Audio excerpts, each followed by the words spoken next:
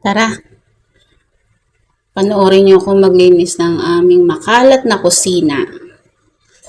Agree ba kayo guys na isa sa mga nakakapagod na gawain sa bahay ay maghugas ng plato?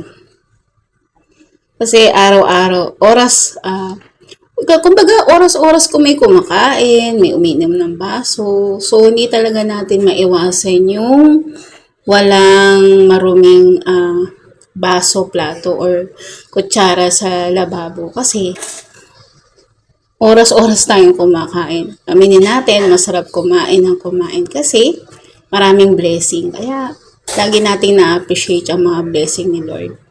So, ito, bukod sa paglalaba, ang paghuhugas ng plato ay isa sa mga pinakamahirap na gawain. Totoo. Kasi, simula ka sa plato, sa baso, mababasagan ka pa ng baso, basag pa ang plato kasi madudulas. Pero, part yun ng paghuhugas, part yun ng life ng paghuhugas ng plato. So, ito nga pala, inuhugasan ko yung kawali namin. Pag hinuhugasan ko itong kawali namin, pinapainitan ko muna sa ng tubig. Tsaka, sinasalo ko muna sa kalan with mainit na tubig para mabilis tanggalin ang mga residue ng pinagprituhan, di ba? Ang kinis. Okay.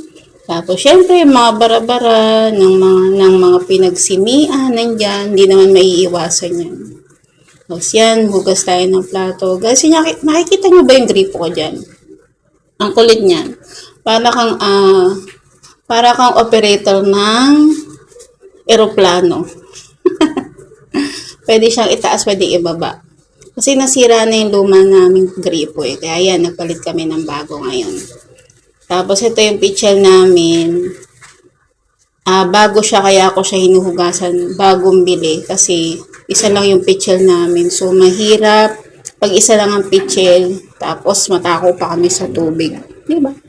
So, dapat marami tayong lagayan ng tubig.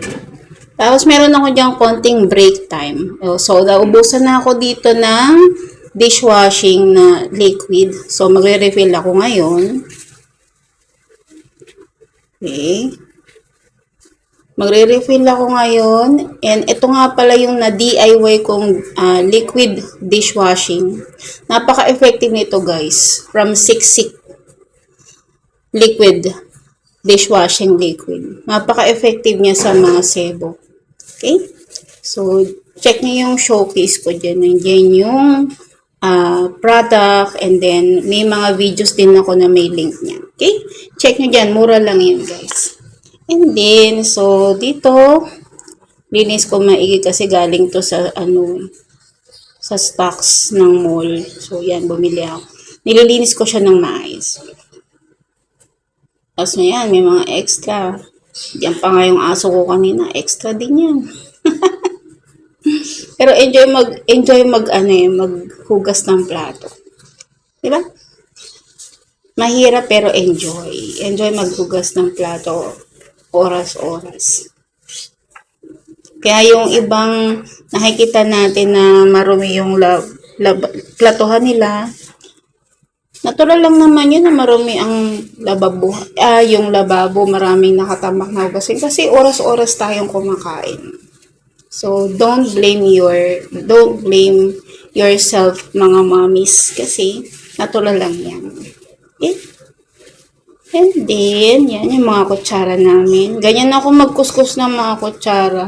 Madiin, kaya minsan di maiwasang malbasag yung mga baso namin, mga plato, minsan. Kasi yan yung tauban namin ng plato. Tama, buhay pa, di ba? Matibay kasi yan. Tapos yan, hugas tayo ng plato, tapos yung kawali namin, dinadalawang sabon ko yan kasi, syempre, gusto ko malinis. Yung, hanggat kaya ko siyang kuskusin, tanggalin yung mga black-black. Tinatsaga ako kasi masarap malinis yung mga platuhan natin, mga kaldero natin, yan. Tanggalin natin. Okay, so, kita niyo naman, napakadiin kong magkuskus.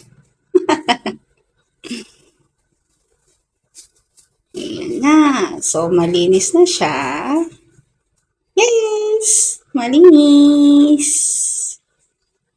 Ito ay 22 cm na stainless steel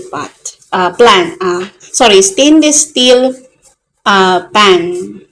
Ito yung mixing bowl namin.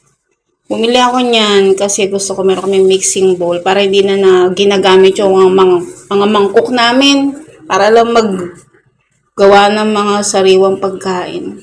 Mixing bowl yan. 3 pieces yan eh. Yan. Ito yung paboritong mug ng asawa ko.